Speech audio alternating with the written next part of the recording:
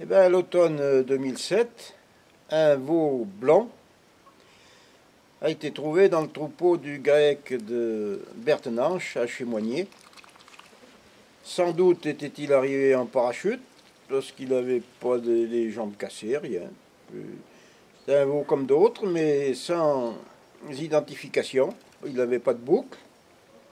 Des analyses plus tard, des analyses ADN ont trouvé la trace du père, mais il était né de mère inconnue. Sans doute que ceux qui ont lâché le veau dans la nature avaient quelques idées derrière.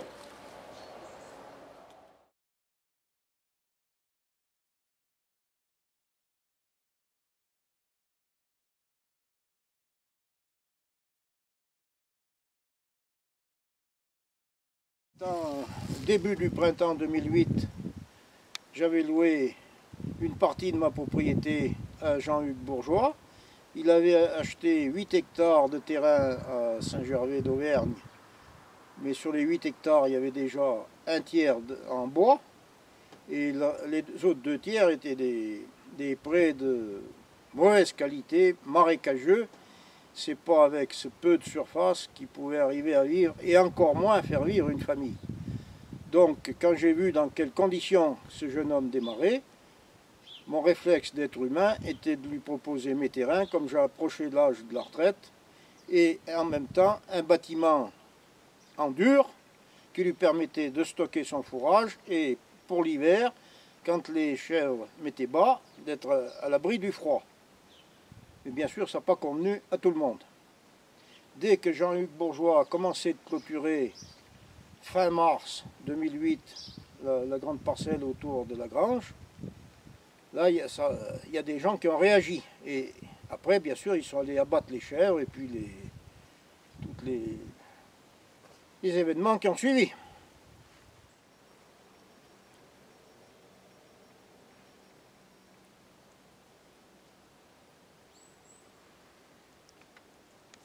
Et bien, la nuit du 31 mars au 1er avril 2008, Jean-Hugues Bourgeois m'a appelé au téléphone, je suis venu là, et je lui ai aidé à pousser les chèvres de l'autre, enfin à tirer les chèvres de l'autre côté. Le vétérinaire nous a dit de les enlever, parce que les chevreaux étaient ces pauvres chèvres qui étaient étendues au sol. Moi j'étais complètement sonné, je savais pas, j'étais comme un zombie, je pouvais pas comprendre qui pouvait s'acharner sur son petit troupeau comme ça, j'étais complètement désorienté.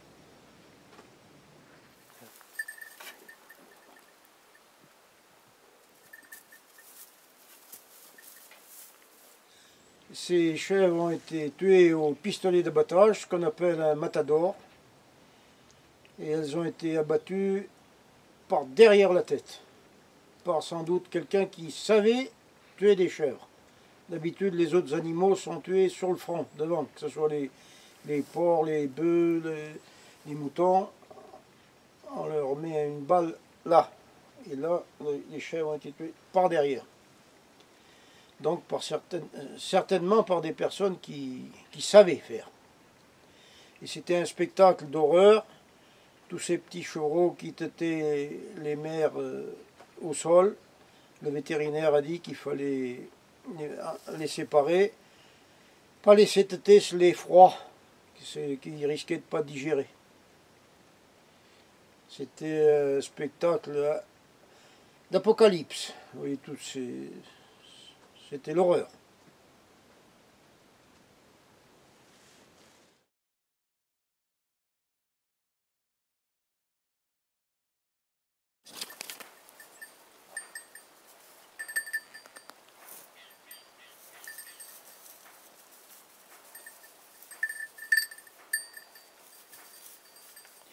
Le 20 août 2008, Jean-Hugues Bourgeois a trouvé sur le siège de son tracteur qui était garé devant la maison de sa mère une lettre de menace de viol et de mort. C'était intitulé « Félicitations, tu es courageux.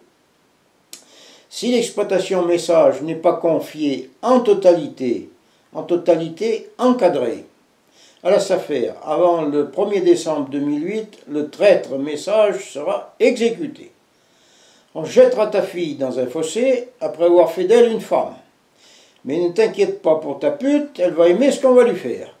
Pas de menaces, des promesses. Pas un mot au flic où ta mère y passe. Tu pars ou il crève. Les deux créatures qui ont apporté cette lettre d'horreur sur le siège du tracteur ont été vues le 20 août à l'aube.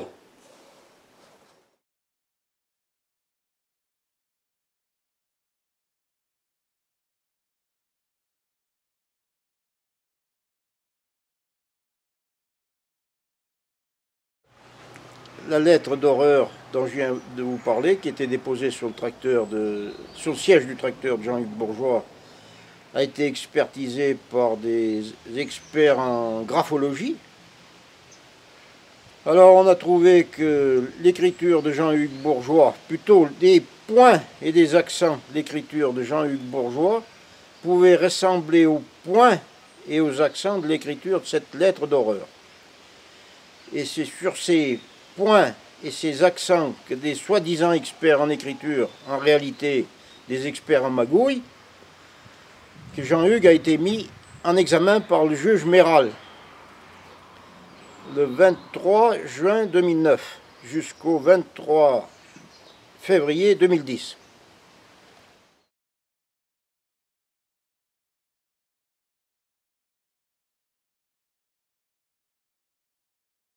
Et le juge Méral, à l'automne 2009, a eu le culot de me dire que c'était bien grâce à sa mansuétude que Jean-Hugues Bourgeois n'était pas en prison. Alors vous voyez un peu ce qu'un juge d'instruction peut faire pour démolir quelqu'un.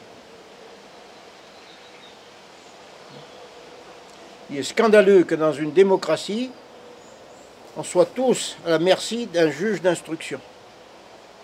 Pourquoi qu'un juge d'instruction a quasiment le pouvoir de vie ou de mort sur n'importe lequel d'entre nous? Si Jean-Hugues Bourgeois n'avait pas été solide et bien entouré, il y a longtemps qu'il ne serait plus parmi nous.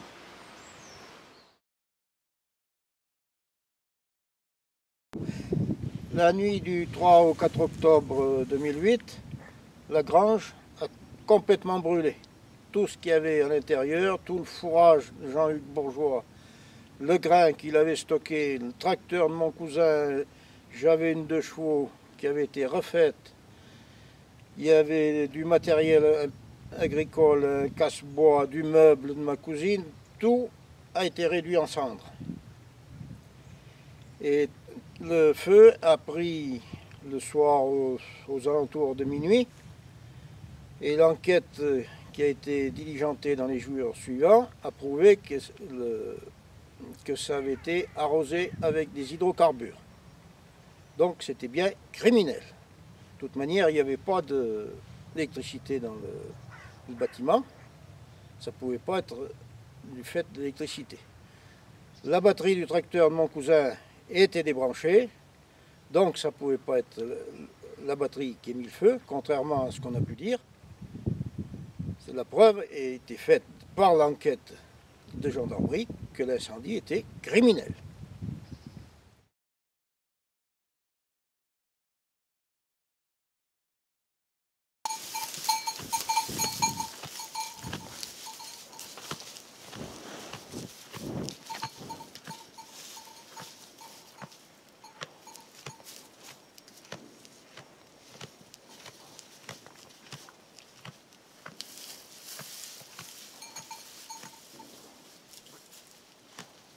On n'avait jamais eu ça, un arriéré du pays qui louait ses terrains à un jeune qui venait des Hautes-Alpes, ça c'était complètement nouveau.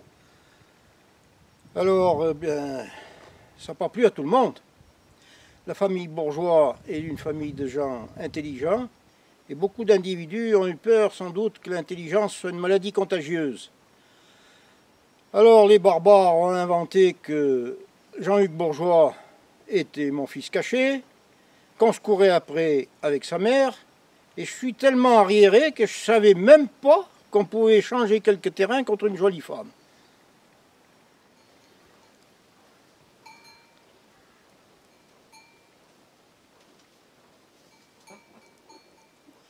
Une semaine après l'incendie de la grange, Jean-Hugues Bourgeois a reçu une lettre qui était un peu bizarre, qui est une lettre de menace de mort.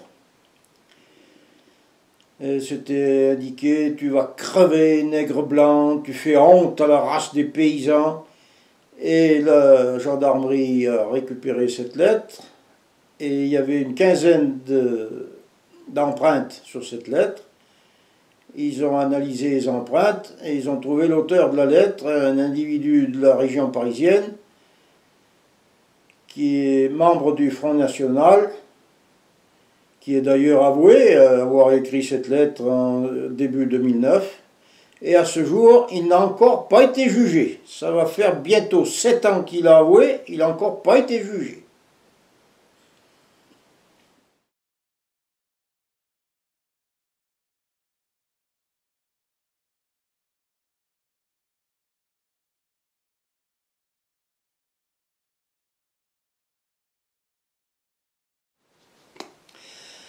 Après le 23 février 2010, un nouveau pôle d'instruction a été désigné pour remplacer ce misérable juge Méral.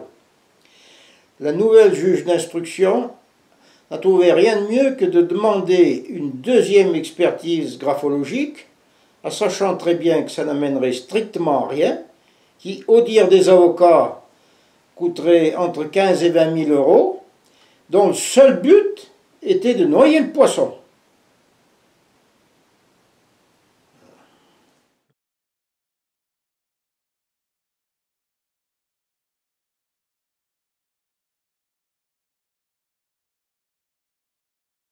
Mais il n'y a pas que moi qui a démissionné. Quelque temps après, il y a Jean-Luc Goutéron qui, hélas, nous a quittés cause maladie et rapidement, à 46 ans. Il avait démissionné aussi, parce qu'il a compris qu'il y a quelque chose qui n'était pas normal. On ne peut rien dire, parce que les gens disent après qu'ils n'ont pas dit. Donc, comme ils ont des trous de mémoire, c'est difficile de dire tu m'as bien dit ça, parce qu'après ils sont prêts. Vous connaissez la plaisanterie, je te jure sur la tête de mon frère que je suis fils unique. Ils sont prêts à vous jurer qu'ils ne l'ont pas dit, alors qu'ils l'ont dit. Donc on ne peut pas.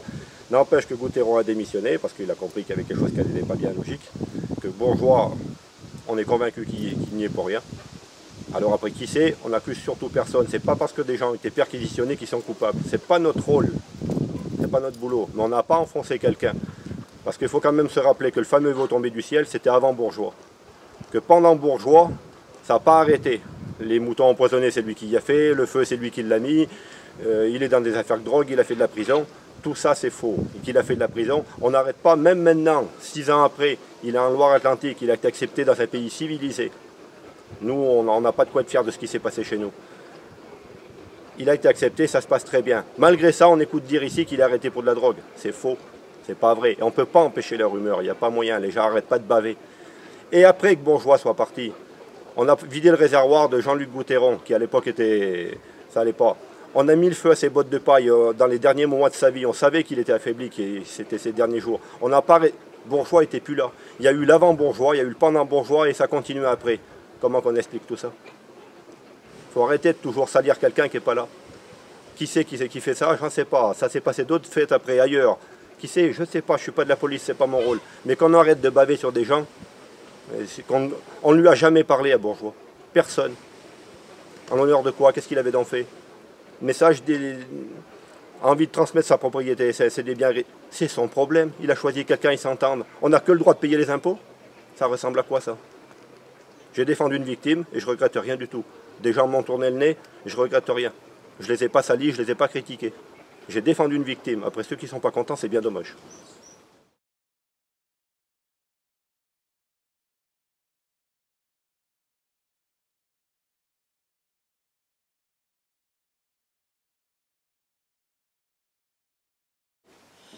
Un an pile après l'incendie de Magrange, soit la nuit du 3 au 4 octobre 2008, le 3 au 4 octobre, la nuit du 3 au 4 octobre 2009, le hangar de notre voisin Redon, sur la commune de Neuf-Églises, a brûlé lui aussi.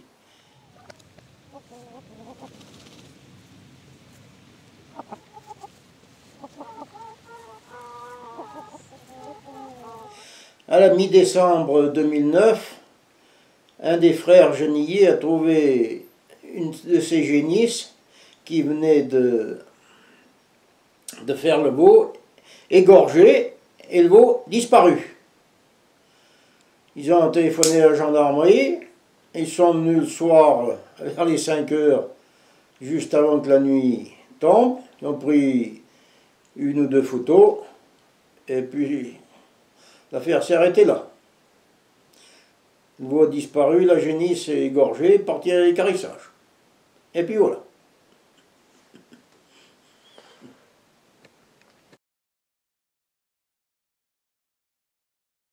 La justice des riches, la justice de Sarkozy, a décidé de faire des victimes les coupables pour protéger des monstres qui ont des soutiens politico, syndicaux, financiers.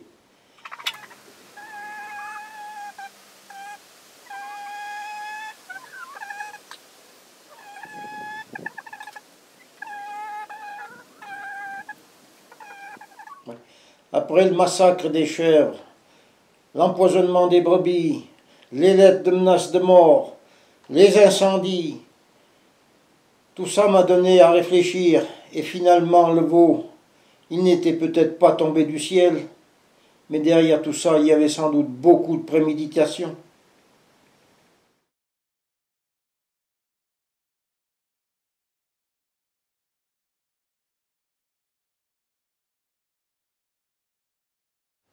Je voudrais lancer un appel à tous les républicains, tous les gens honnêtes qui n'acceptent pas que la France devienne une république bananière. Tous ces gens-là doivent impérativement nous rejoindre afin de faire pression sur la justice pour que cesse cette mascarade qui dure depuis 7 ans.